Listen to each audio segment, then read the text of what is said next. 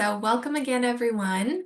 Thank you so much for joining us today for Tools to Support Internationally Educated Healthcare Professionals, a presentation by N4. My name is Victoria, and I'm the Program Assistant for Sector Engagement at ARESA, or the Atlantic Region Association of Immigrant Serving Agencies. For those of you who may not be familiar with ARESA, we are a nonprofit umbrella organization that supports organizations in the important work of helping to settle and integrate newcomers into our Atlantic Canada communities. So I would like to take a moment to acknowledge that I am currently in Mi'kma'ki, the ancestral and unceded territory of the Mi'kmaq people, and I am grateful for the peace and friendship treaties. You may be joining us today from Atlantic Canada, the traditional and unceded territories of the Beothuk, Mi'kmaq, Maliseet, and Pescatamakati peoples, as well as the homelands of the Innu and Inuit of Labrador. We recognize the ancestral and continued ties to Indigenous peoples to the lands and waters in this region. This land acknowledgement reminds us of the importance of our sector, continuing to support efforts to provide information to newcomers that reflects a more inclusive history of Canada. And I'll now go into a few housekeeping items before I introduce our speakers. So this meeting will be conducted in English, but a session of the same material in French is scheduled for January 23rd at 2:00 p.m. Atlantic Standard Time. And the recording of the presentation and slide deck will be shared on our website after in the upcoming days. This will also be where you find the information to register for the session in French. And our speakers, Christine and Sahar, will address questions at the end of today's presentation. So feel free to use the chat function or the raised hand function, and we will address your questions then. So I'd like to welcome our speakers, Christine Khoury and Sahar Zoni.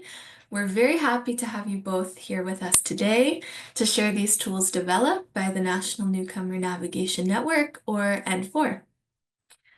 Christine's 30-year career in healthcare has focused on identifying inequities and addressing key barriers through measurable and sustainable change.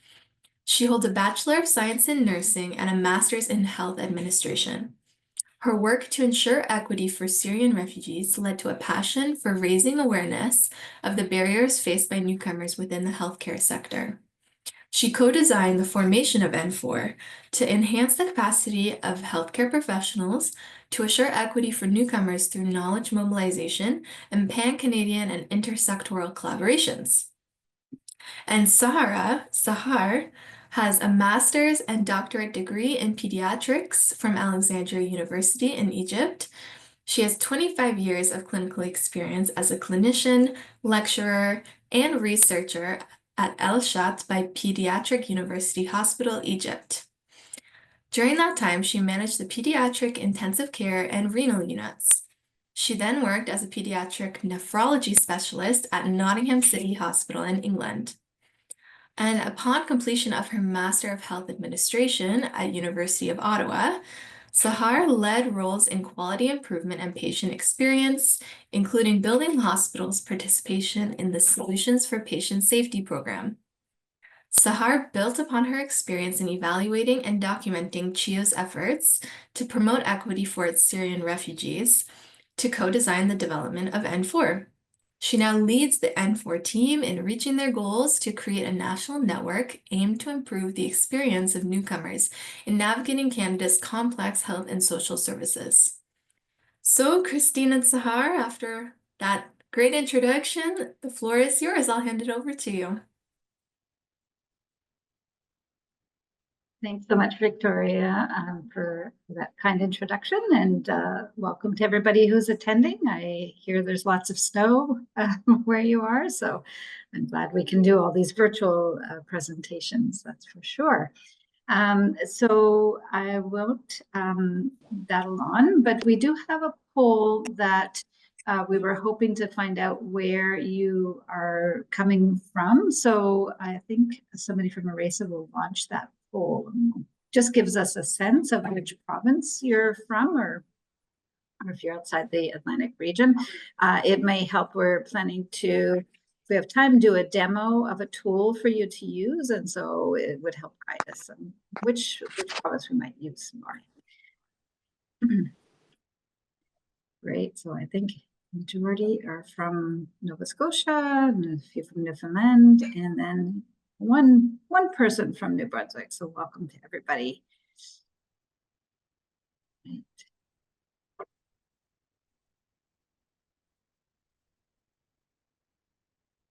Okay. So we'll go on with our presentation, and really we're here hoping to help you in the work you do in promoting the integration of newcomers, and in specifically of helping those who come with a health background and are looking to work within health in Canada. And so we've spent the past 2 years really putting together some tools that we hope are very useful for you, and hoping to answer any questions you have as well. It's to be a very useful session for you. So a little bit about N4. So N4 is funded by IRCC, and we have a dual mandate. So our first mandate we were given when we began in 2019 was really looking at health equity for newcomers. So those who have been in the country less than 5 years, to ensure that they have optimal and equitable access to health services, but also as they experience health services, that they had an equitable experience. In 2022, because of the health human resource crisis that occurred post-pandemic, when many health providers chose to leave the profession, we had already had an impending shortage we were anticipating because of the aging population, but that really got put into fast forward in the early 2020s when COVID occurred. And, I think I could speak on behalf of other health professionals that for the first year, it was all hands on deck. And we really, put our best foot forward in battling the virus. But after a year, people living in masks nonstop, of the stresses they were occurring, there was a lot of, political strife, including death threats to hospitals, bomb threats, as people had disagreements with the infectious disease recommendations. And so that really led to a disillusionment of staff. And so as staff leave, the other staff are more stressed and working a lot of overtime. And so you saw this cycle of people leaving the health profession. Of course, we have our Canadian schools that continue to exist. They're augmenting the spots, but it's quickly became evident unless we have immigration related to healthcare professions, we will not be able to sustain our healthcare system. It's that simple. And so that was acknowledged by the federal government, and thus why they tapped us on the shoulder, knowing we were in the healthcare space. Can you help out in this regard? And so what you're going to see is some of the work we've done towards helping this out, of having more equitable and easier access for health professionals to come into Canada, get their foreign credential recognition, and also help them thrive in our Canadian environment. So N4 has a broad representation across Canada. Membership is free, and any single person can be a member and access our tools. That includes those who are internationally educated, and of course yourselves. In the top box, that's those who have a national mandate, and that's why they're not positioned within a province. So back to the healthcare system, this graphic with the latest stats available are as of October of last year, and really show that this green bar at the top represents healthcare vacancies. And so they used to be down here pre-pandemic, shot up during the pandemic, and then since then, rose, and we're continuing to nibble away at those vacancies, but you can see that we're still short over 120,000 health professionals in Canada. 2/3 of those are nursing jobs, and I'll talk a bit more about that. The other big thing that everybody hears about is primary care. I need a family physician, or I need a nurse practitioner to do primary care, and that's the other big shortage. So thus our work so far, while a lot of our tools and resources you'll see apply to all health professionals, some of them we tackled concerted efforts towards nurse and physicians and lowering their barriers to practice in Canada. So go to the next slide. And these slides are going to be made available through ERASA and posted on their website and shared with you as well. So In October of 2024, we continued to be short about across Canada 34,500 nurse or what we call LPN or RPN, depending on your province, roles. So if we look at our statistics, census from 2021, you'll see that we actually have 61,000 internationally educated nurses that are not working as RNs or LPNs. So our solution is here, and we promote that a lot to the healthcare sector to say, please stop going to other country and pilfering their nurses. We have enough nurses here. We just need to lower barriers and orient them to our sector. And so the solution is here. That said, people obviously see Canada as a very positive country to live in, and we'll continue to see nurses and physicians immigrating to Canada. They score highly on the economic immigration process, so we'll continue to see them. But meanwhile, we're asking people don't do specific external recruitment because that's really not necessary. On the physician side, again, the census showed 32,000 internationally trained physicians are in Canada, not working as physicians. And the Canadian Medical Association has projected this need for 7,500 family physicians. Now, these internationally trained physician stats of the 32,000 include all types of physicians. But you'll see we need about 7,500 net new physicians right now, family physicians. And so again, when we talk to internationally trained physicians, they're happy to help with the primary care roles. They, again, just need support in terms of reaching their goals and getting credentialed. So right now, what our stats show is, and this is again from the census of 2021, they ask in the detailed census, if you had training from outside the country, are you working in your profession? And for nurses and physicians, you can see that less than half of them who have come to Canada, and I would say probably 100% of them were hoping to be nurses or physicians, less than half are successful in getting their credentials right now. So that's part of the work that N4 is doing, is to lower barriers, get people into these professions, and change this statistic. So we're really hoping our next census will show some improvement on this and all the work we've done. So how did we do our work? Just briefly, so you know, we have a community of practice model at N4, which is a bit different than others. We don't have ongoing meetings of communities. What we have is very directed working groups we have a steering committee that will identify our root cause of some inequity for newcomers. And then we form a very targeted working group to work on that and produce some very tangible things that will help move the needle and reduce barriers. And so N4 is like the backbone of that, and we do all the behind the scenes organizing, we will do the draft materials, and we do the communications and knowledge mobilization. So when we were looking at improving things for internationally educated health professionals, we had a working group for nurses and working group for physicians. One of our tenets at N4 is that we will always involve those with lived experience. And so you can see that we had these consulting groups of those with lived experience. When you come in as a profession, there is a process, but there is always some wiggle room for assessments. And so we wanted some confidentiality for those with lived experience to freely express in a separate meetings what had they experienced so far, whether they were free in the process of getting their credentials verified, they had them verified, or they were even in the workplace. And so they gave us some really good feedback and honest feedback through those consulting groups about how we could change. We also had representatives on our working groups that had lived experience, but we again wanted a separate safe space for a larger table for just those with lived experience. You'll see this red box. We quickly heard from employers when the announcement was made that we'd be working on this.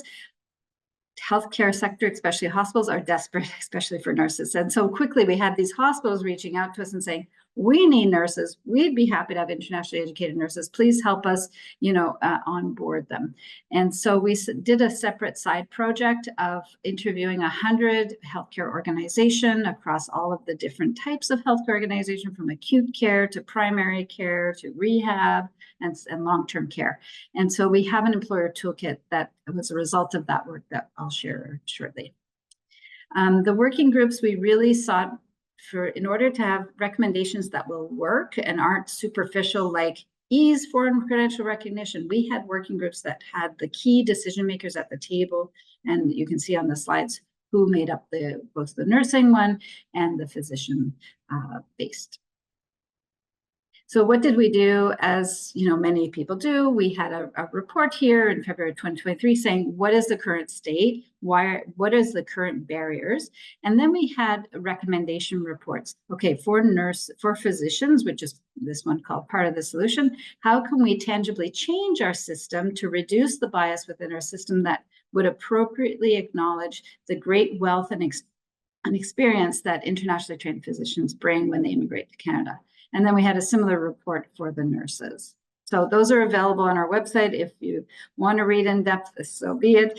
But really, we're here to tell you about our recommendations and specifically the ones that are tied to the role that you have, which is so key in this process. So we had some common recommendations and some that were specific to nursing and some that were specific to physicians. Our intent, as I mentioned, is to do working groups and disband working groups. The working groups actually have requested to continue to meet because these barriers can be really challenging. I'll give you an example. In each province, they have legislation sometimes that specifically says what kind of language tests they will accept. So in order to change and act on that recommendation, it required every province to change their legislation. That takes a while. So you can see why some of these processes take a bit. And so why it's not just a quick fix to change the system, but it does, we are determined to continue and act on these recommendations. So we continue to meet quarterly for those two working groups to make sure we continue to advance the change. One of the common recommendations from both nurses and physicians, and especially from those with lived experience, was like, I don't even know where to start. You're possibly recruited or you apply to come to Canada, you're accepted for immigration, and okay, great, I'm a nurse, I want to become a nurse. And they're like, great, welcome to Canada and good luck. Nobody tells anybody at immigration to say, okay, oh, you're a nurse? Here's your first step that you need to do in order to get a license. Our current system just doesn't work that way. And so what they requested was a hub of information where that would be like a one-stop shop for anybody across Canada, and they could know, what is my first step? What supports are out there that can help me get credentialed, help me get employed, and support me to thrive in my new environment. So that became a key recommendation that N4 was tasked with to develop this hub, and that's what we are going to focus the rest of our talk on today. So we have developed this QR code for people, and that leads to a one-pager that's on our website. So I strongly encourage you to do that, download it, post it in your workspaces. So when you have newcomers come, maybe it's not even going to be your client, but they have a relative who's, an internationally educated health professional or somebody in their community they know is trying to be a nurse and has been struggling. So that's one of our strategies to get our hub out there, and we greatly appreciate if you could all do that. That would be very helpful. And it's also something you can have if somebody has questions and you think, well, they're pretty adept at understanding the information. They can probably do this pretty solo without a lot of guidance from you. It's a resource you can direct them to if you have a client who's an internationally educated health professional. So what's in the hub? So I'm going to start on the IEN pathway, then I'm going to send it over to Sahar because the physician is more than one pathway and more complex, and she'll take over from here. So the nursing pathway, there's a single pathway for nurses. You apply, depending on your province, they will direct you towards somebody that needs to assess your credentials. Now, many of you are from Nova Scotia. The Nova Scotia College now has a list of 7 countries that they accept their licensure. And really, the 7 countries represent about 95% of the nurses who apply. So the Philippines is on there, the UK, US, the list is there, Australia, New Zealand. So a lot of those countries, we're very familiar with them. We've had thousands of nurses come from those countries. And so Nova Scotia has had experience with them joining their workforce, seeing that actually their rates of complaints with the college are the same, if not lower, than Canadian trained nurses. So they have agreed that when they apply to the Nova Scotia College, they will be accepted. And your next step is simply to write your exam. Everybody has to rewrite an exam to say, it's called the NCLEX exam. You write this nursing exam, and then you have a license, and you have to prove your language. So if you're a nurse, and the Pathways sometimes change, so please defer people to download the latest on the pathways on our website. It will tell them literally, step 1, you're going to get a credential assessment. Oh, I'm in Nova Scotia. Oh, okay, I can do that through the college because I'm in one of these 7 countries, or I'm not. So therefore, I have to go to NNAS to assess my credentials. And then it leads them through step by step as it shows on what the process is in order to become a nurse.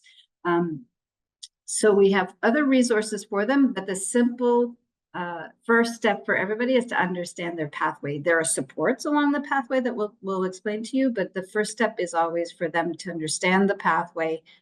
Look at the most current one on our website. As I said, it's constantly changing. Ontario's about to make a huge change in April. So we always want people to go for the latest that is there.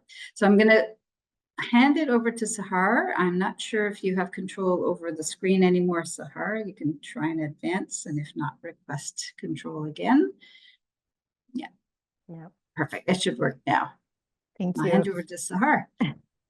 Thanks, Christine. And hello, everybody. And thanks to Arisa for inviting us to kind of be with you today and kind of tell you what we've been up to and get your feedback. So if you have any questions, just feel free to add your questions and send them our way even after the presentation. So I'll just next slide. So the ITP, the internationally trained physicians, they have what's very common path for them that you might all know about is the residency, right? Which is through CARMS. And I'm sure if you have clients, that's the most popular pathway that, whether you're a specialist or you're a family doctor or you're a new grad, even an IMG, so an international medical graduate, everybody's kind of directed towards the residency pathway, which is you repeat your residency and it doesn't really matter, it doesn't look at your years of experience and if which country you're coming from and which program you've kind of, you've completed in your own country. So it was very important for us to kind of dig in and find what other pathways do exist and try to kind of, make sure that these pathways are set up in steps similar to the IEN one that Christine was just showing. And in doing that, we also linked to the actual organizations, right? Step by step, we link to the organization so the information stays updated. We also have our research coordinator who looks at these pathways quarterly and she updates them as needed. So I'll just walk you through the pathways, just given that, you might, again, one of your clients might be a physician looking for an opportunity to practice in Canada, complete their foreign credential and become physicians, right? So the first one is the approved jurisdiction route. It's a route for specialists. And the Royal College has actually they have evaluated like a number of programs in these 7 countries that are shown on the screen, like, the UK, New Zealand, Ireland, Singapore, Hong Kong, and Switzerland and South Africa. And not all the programs in these countries are actually, eligible for approved jurisdiction. So if you have a client and they really need to check the Royal College website and make sure that their program and the country aligns, right? And by that, then they would be able to apply to the Royal College. Once they have completed that evaluation of their documents, right, as specialists, they will then give them like what they call a temporary license. With that temporary license, they can work for 3 years. Meanwhile, they'll be able to finish their, Medical Council of Canada MCCQE1 exam, get their LMCC, and also they have to complete the Royal College exams. So looking at these countries, I'm sure you're thinking these are not the common countries that we get, internationally trained physicians from. But again, being aware that this path is available and directing your clients who are, who might be eligible for that, I think it's, again, something to think about and to check. The next pass is the practice eligibility route. Again, another route that's for specialists. And this one is for specialists who are not, coming from those 7 approved jurisdictions, but they do have years of experience as specialists. They do apply to the Royal College, right? And through an assessment process by the Royal College, they might be eligible to get again a temporary license, and then similarly they will be able to complete their pass, and get a permanent license. This is another pass, as I said, and it really depends on the Royal College assessment and then passing the Royal College exams. Which, by the way, are expensive. And on our website, one other thing that we did was lay out all the financial expenses, given the different steps of the different, pathways. We kind of tried to make sure that this is kind of captured. So we have a table on the website that lays all these financial, demands on ITPs. And again, we know the exams are quite expensive. The third one is the residency pathway. As I said, I'm sure most of you are familiar with it, by which, the candidate, they apply for a physician apply, they get their credentials all accredited, and then they do have to pass, currently it's the Medical Council of Canada and CCQE1, which has changed its format, by the way, and the Medical Council of Canada just, announced on their website the new format, which is going to be all multiple questions, and they have actually added some examples of these questions and some material for for internationally trained physicians to kind of purchase. So just an FYI, if you're looking for resources on the new exam, the Medical Council of Canada have actually made those available now on their website. They also have to pass the NAC-OSCE exam, and then they apply for residency as an international medical graduate. Again, quite a process, right? And very competitive. We know that not all provinces accept, right, IMGs in the different, rounds of CORMs. So there's a lot of waiting until, they get the results, and then lots of waiting again. They apply, and as I said, it's a very competitive process, right? They do have to pass also a language exam, and that exam has an expiry, right, of 2 years. So again, it's quite a tedious path for sure. Practice ready assessment pathway. So that path was actually it was available in most of the provinces. Recently, Ontario and New Brunswick opened a practice-ready assessment path, which is great because now most of the provinces have a practice-ready assessment path. So I know that in Atlantic Canada, this is a kind of a very well-recognized path, and many kind of try to go through the path where there is a kind of an assessment by assessors. There might be some obstacles there of finding a place, for assessment. But again, I think Nova Scotia is doing a great job in kind of having a one single assessment center that they're going to start that, that experience, that experiment. And we're really looking forward to see how that's going to look like. And by that, the candidate, they can then work under, get their initial assessment in 3 months. Sometimes it differs from one province to the other, the length of assessment, and then they are able to move to a supervised, assessment, whereby they have an assessor who kind of assesses their work, but as they move forward, they again have to complete the Medical Council of Canada for sure exams and the NAC-OSCE.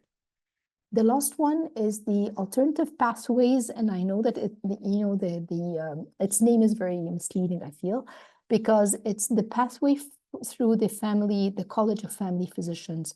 So if you come from one of those 5 countries listed and you've already practiced as a family physician, in the UK, in the US, in Australia, for example, you can actually apply directly to the College of Family Physicians, and they will assess your experience, the exams you've passed through, and they can actually exempt you from taking any exams, and they can give you the license directly, or they feel that you can get a temporary license and you still need to pass the exam. So again, it's kind of it's an assessment by the college that's done for family physicians coming from those specific countries.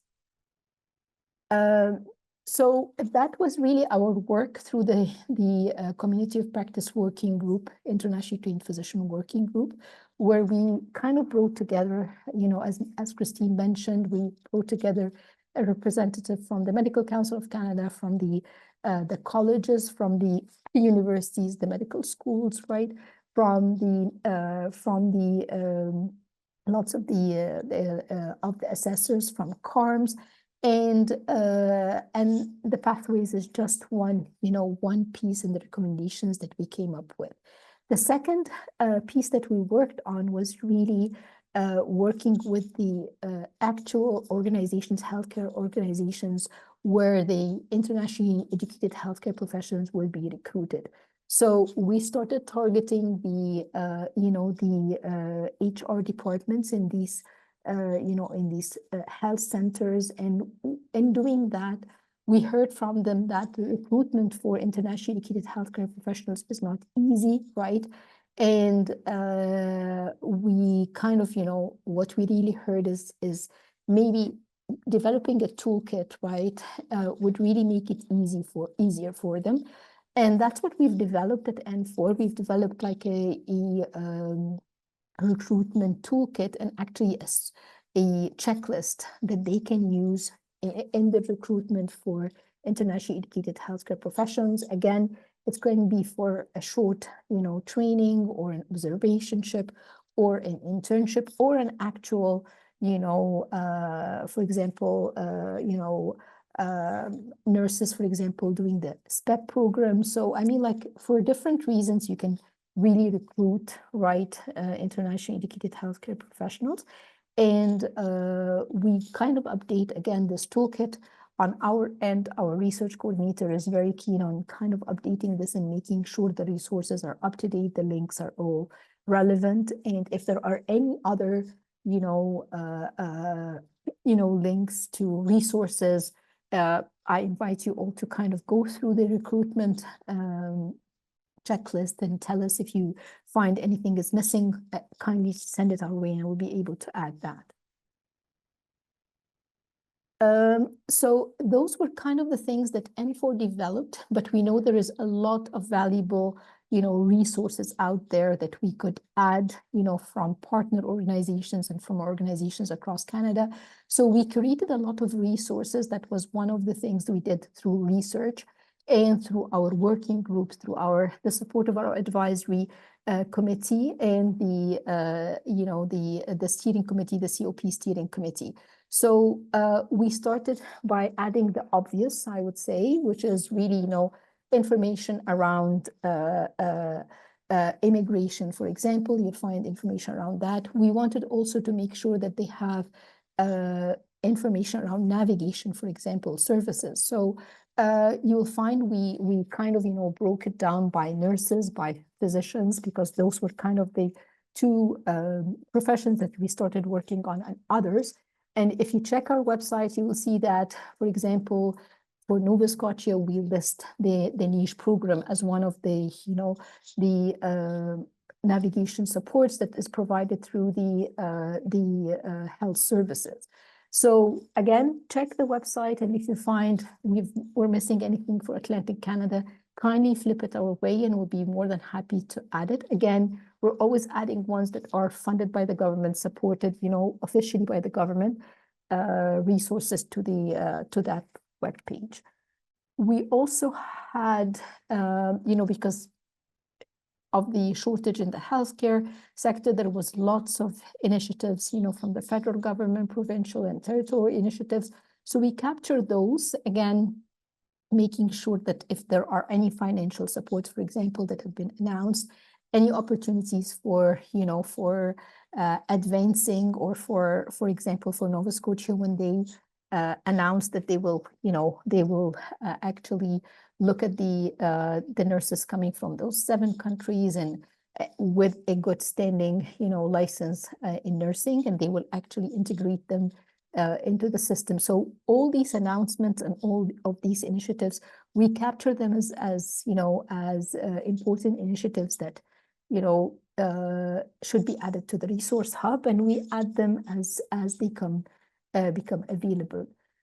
Bridging programs for nurses, we add the bridging programs again. For the Atlantic area, you will see that we have added a number of bridging programs that, will take them through to after the college lets them know or gives them that report of what they need to fulfill and what they're missing.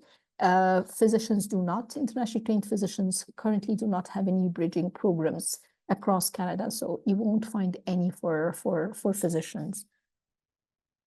And settlement services, so that's a huge resource.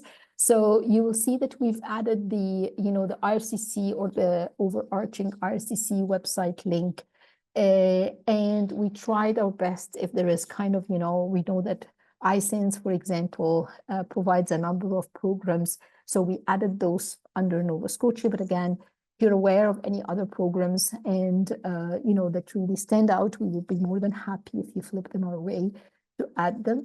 And we also added the non-clinical support. So one of them, and I'll talk to you about it in a minute, is our program, our own program. We know that CARE provides a lot of supports for nurses, for example, pre-arrival services and post-arrival. So you will find that listed on our website. We couldn't for sure, have every single job that's available for IEHPs, available, but we thought the best way would be to really inform them about who would be the employers and the websites that commonly would have or would announce for opportunities for them. So we list those as as opportunities, and we leave it with them to kind of navigate and find the jobs themselves through those websites. Financial support is a big one, and we know that because it's a very expensive and it's a very lengthy process, right? So we made sure that if there's are any financial support through a loan or a grant, again, through the across Canada, for them, we list those, and we make sure that those supports are made available for them. One of the things that we became aware of is that there are organizations that are IHP led, like ITP, for example, IMGs. So there is an organization like AMGA, for example, and ETPO in Ontario, who are led by internationally trained physicians, and we kind of really appreciate their work, and we've been working with them very closely. So you will find that list there. One of the things we started, when we started initially the program in 2022, and we really kind of, reached out to a number of internationally educated healthcare professionals on what their needs are, was really, and we also heard from, the assessors from the different programs in nursing and physicians. We heard that what they are lacking might not be the clinical skills, but those soft non-clinical, skills. So that's why we partnered with St. Paul University, a university here in Ottawa, and they're bilingual. We developed a program that would give them those skills. So through this program, it's a 3-month program provided online totally, and it's totally, of course, free. It's funded by IRCC. They are able to kind of get those, that knowledge around what's the healthcare structure in Canada, how is our, different cultures influence our healthcare how to deal with, indigenous people's health, for example. So lots of those, communication skills, for example, interpersonal communication skills within the healthcare sector. So all those skills, I kind of, are kind of delivered to them through professors, faculty in SPU. Also an opportunity for them to get together and to support each other through a peer-to-peer support, groups.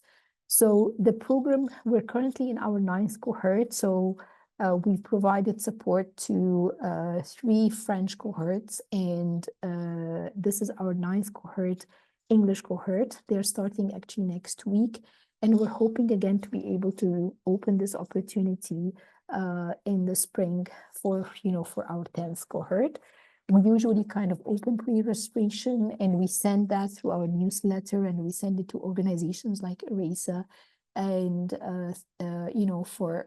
for them to kind of disseminate to all of you and make sure that your candidates and your clients can apply for that opportunity.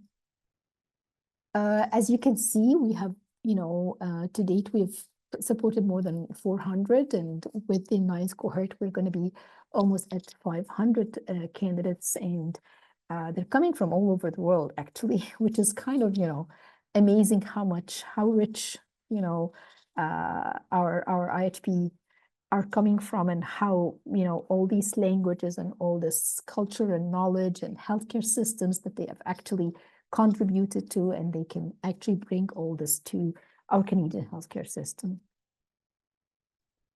To support them further and to make sure that IHPs are supported, one other tool that we are using is actually what we call a conversation cafe.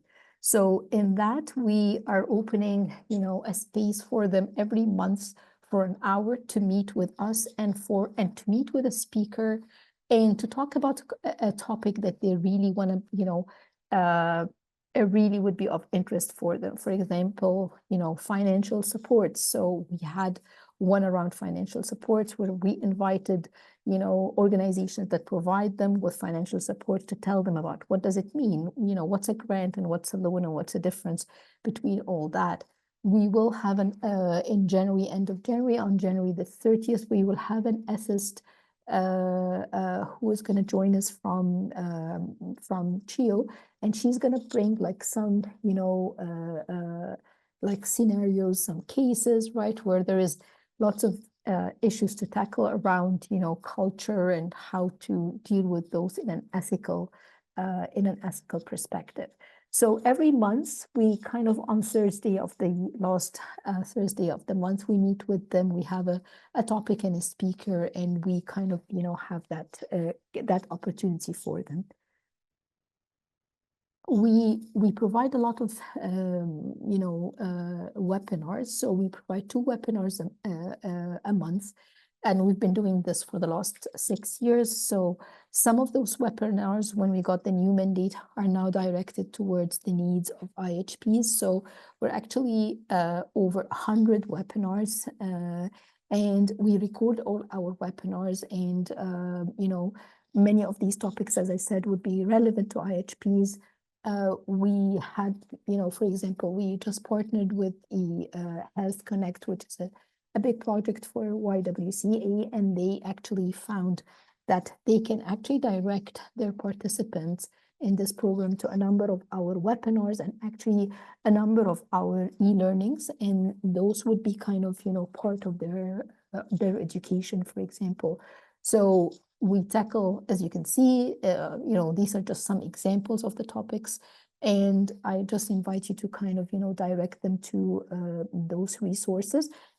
There is an opportunity, if there is any topic that we haven't tackled yet, there is an opportunity to send us those. So there is a form on the website where they can suggest actually topics, and we can seek speakers and make sure that we cover that for them.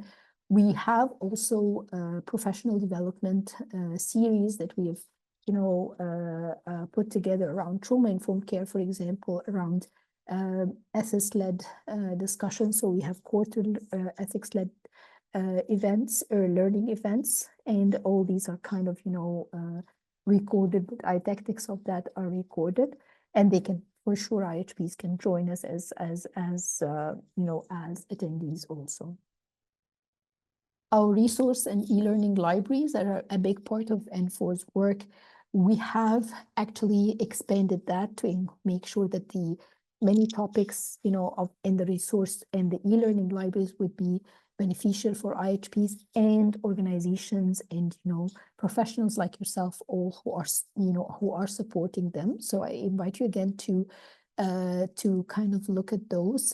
We are very keen to have French resources there. So as you can see, between 20 and 30% of our resources are French. So, and, you know, we're always adding resources and always inviting, you know, professionals like yourself who support, you know, IHPs to kind of, you know, send us resources, and we'll make sure to add them to the to our resource hub. News is very important, and with all the changes in the news, right, currently happening from, you know, from regulators, from the government and so forth, we were able to kind of, you know, develop an RSS feed whereby this kind of, you know, scrapes information and news from the important organizations that might be relevant for them, and it gets posted. They can just subscribe for the RSS feed, or they can even get all this, you know, on our website or through our mobile app, or they can subscribe and get it directly to their email. We have a monthly newsletter which goes to everybody, all N4 members, but we have a specific newsletter which has more specific news targeted to IHPs. Again, that, you know, by subscription you can get that. So we are very keen to, you know, to move forward and make sure, you know, we are continuing our efforts to really improve and make sure the IHPs, they can, you know, well integrate, and all those barriers that we, you know, mention in our reports, they kind of get to be tackled. So we've been continuously updating the website, as I mentioned. Again, if you have any resources, once you check the website and you find that the hub is missing anything, please forward them to us. We work closely with the provincial ministers of health. We do what we call scorecards, where we tell them, you know, what they're doing well in and what they're not. So, and again, this is kind of in a confidential, you know, confidential meeting. So we work closely with them to make sure that, you know, whatever they can improve, whatever they can work on, you know, they can really, we can support them in that. We work with the regulators, so providing them with briefing notes, you know, and we also work closely with the New Health Workforce Canada organization to make sure that, you know, the IHPs are included in the work. We update our toolkit, as I mentioned, IHP recruitment one. We still work closely with the working groups, and we have a list of IHP consulting groups. So if you feel that any of your, you know, your clients that you're working with really, really stands out, send them our way, and we'll be more than happy to add them to this email group list, and we can consult them on. So what we're hoping today, that we have informed you enough about the IHP Resource Hub. Please use it and access it, and direct your clients to kind of check it. And if you have any, you know, any resources I mentioned, send them our way. Subscribe to our newsletters, and of course, become a member, first of all. And membership is free. We have the webinars, so, and we list them, as I mentioned. So if you can join us live, please do so. If you can't, check our recording. And once our IHP SPU program opens, we'll let you know for sure, so that you can kind of, you know, make sure that whoever the clients you have, you can direct them towards that program. And I think that's it for us. Yes, we are on social media for sure. So just follow us on all social media platforms. Here are our emails if you have any questions for us today or later. Please send them our way. Great. Thanks, Sahar. I see one question in the chat. Whoops, now there's two. Are these services you provide available before the IEHPs land in Canada, and to what extent they may go in their process prior they arrive? So I think it's about pre-arrival. So our website is open. A lot of it's public access. You don't even have to be a member. So that information about the pathway would be super helpful pre-arrival. There's a lot of steps you can and actually should do before you even come. One is securing your document. Not always easy if you come as a refugee, right? You're just grabbing things, and oftentimes they don't have their documents, but we can help them get linked to organizations that can help them if they don't have their documents that have come as refugees. We've had many from Afghanistan where their previous universities are refusing to provide documents, for instance, for any women who had degrees. But there are organizations that can be of help to them for that. So I would say that as a service. There are some of the resources that are listed, and it'll be listed according to the resource in our hub, whether or not they offer the services pre-arrival. So some do, some don't. I know Care for Nurses just got expanded funding to be able to support people pre-arrival again. So the hope is always, people do as much as they can pre-arrival. So when they come to Canada, their gap between I've arrived and I can be a nurse, physician, occupational therapist, dentist, whatever, is shortened. So that's absolutely our ideal, is they get help before arrival. Anything you'd want to add, Sahar, to that? No, I think we get a lot of questions, I must say, from people pre-arrival. We also get lots of applicants, right, for the SPU program pre-arrival. The only thing about the SP program, you really have to have a Canadian address. So that's the only service I believe that we just, we can't accept them until they are in Canada for the SPU program. Good point. I forgot about ours. Somebody's asking, are there one-to-one orientation sessions to help IEHPs navigate between the several pathways? I think, for nurses, I know there's one, and Care for Nurses is that navigational support for nurses. So for the physician part, Sahar, is there, what navigation services are available? So, I mean, are you asking through us? Like, we don't provide like direct service one-on-one. So unfortunately, we don't have the capacity. So that's that. But we are aware that many organizations now are using the pathways on the website, kind of, to provide that support. So maybe if the candidate reaches out to, for example, ISANS, I know they're using our pathways, for example, right? So through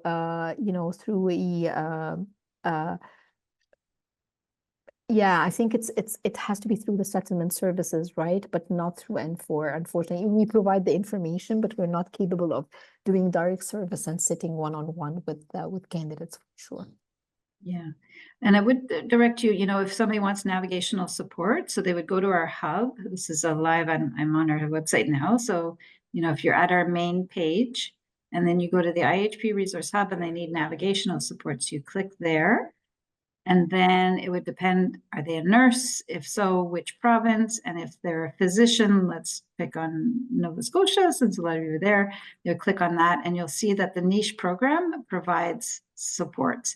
And so it describes what the niche program does. And then there's always the information, okay, now what, how do I contact them, right? So they send an email or they can complete the form. The hyperlinks are there. So please, if you have a physician, encourage them to send an email or complete the form, which automatically goes on to niche, and they'll provide them the support in figuring out, okay, I'm a physician, what pathway exists? As you saw, they are super complex and constantly changing.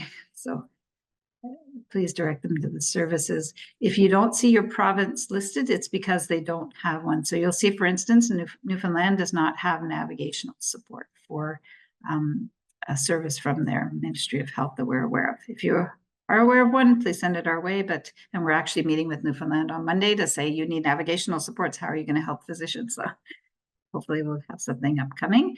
For New Brunswick, there's the IHP navigation service. And then for them, there's no email. They just want people to complete the form, and then they get in contact with the IHP. I think Florence, Florence has her hand up. I was just looking at your website, and you have so many resources available. I, for myself, am a big fan of your webinars. Could you expand a little bit for people that are part of settlement services organizations today, if all of your resources are available for free, or if you need to be a member, if you could just expand on that a little bit. Yeah, for sure. Our webinars, you can sign up for sure. If you go on our site, you'll see under education services, and then there's a drop down for, let me see if I can pull it up quickly. My power just glitched.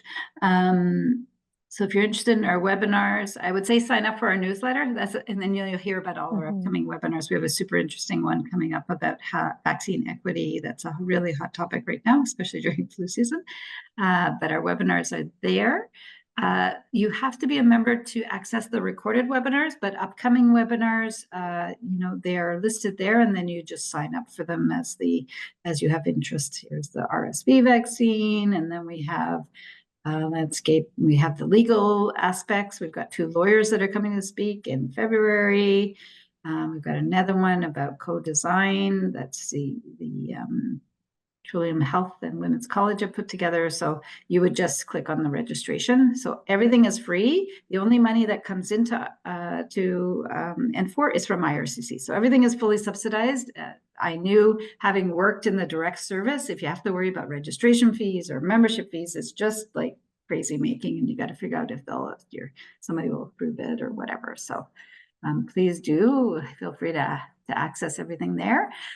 We do have some things behind the membership, and that's where there's going to be some interaction where you can put comments. And unfortunately, some people feel like spewing anti-immigration hate is a pastime.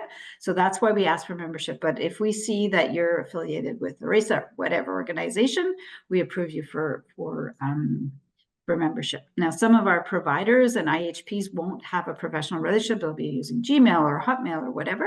That's no problem. We just make sure an extra step to make sure, okay, they're an internationally educated physician, no problem. We approve them for membership. So membership is free. Would encourage you to become members, and then you'll for sure also get our newsletters. We have 2 newsletters, one for just a general newsletter and one for IEHPs, those who are interested in that. Christine, while you're here, maybe there is a question around the SPU program. So the next SP program will be in the fall. So starting September 2025, pre-registration for that will open in the summer. So because there is a question around, the 3 months for IEN. So yes, that's the most, the coming up one. So keep an eye open. And again, if you subscribe for our newsletters, we really make a noise. We want to make sure that this, goes to everybody and everybody has an opportunity. And definitely, we're looking for, for candidates from all over Canada. And the more we get from Atlantic Canada, the better. So less Ontario, because we get a lot of requests from Ontario, and more from Atlantic Canada for sure. The fall one is actually going to be English and French too. So we will have 2 programs. So again, if you have French, candidates, French internationally educated healthcare professionals, that would be a good opportunity for them. See, we're at time, and I have to leave for another meeting. I don't know if there's other questions. I don't see anything in the chat, but our emails were there as well. You'll get the presentation, and please feel free to reach out with any questions. We're happy always to provide that support. Even IEHPs, they reach out. We're not supposed to be a direct provider, but when they're physicians, Sahar takes them under their wing and makes sure they get connected. So. Wonderful. Well, thank you both, Christine and Sahar, for the presentation, for sharing the tools and resources. Like we've said a bunch of times, everything will be posted and sent out to everyone participating. So we'll let you all go. Thank you again, everyone. Thank you very much. And have a great day. Bye-bye. Thanks, everybody. Thank you. Bye. Thank you so much. Thank you. Thank you.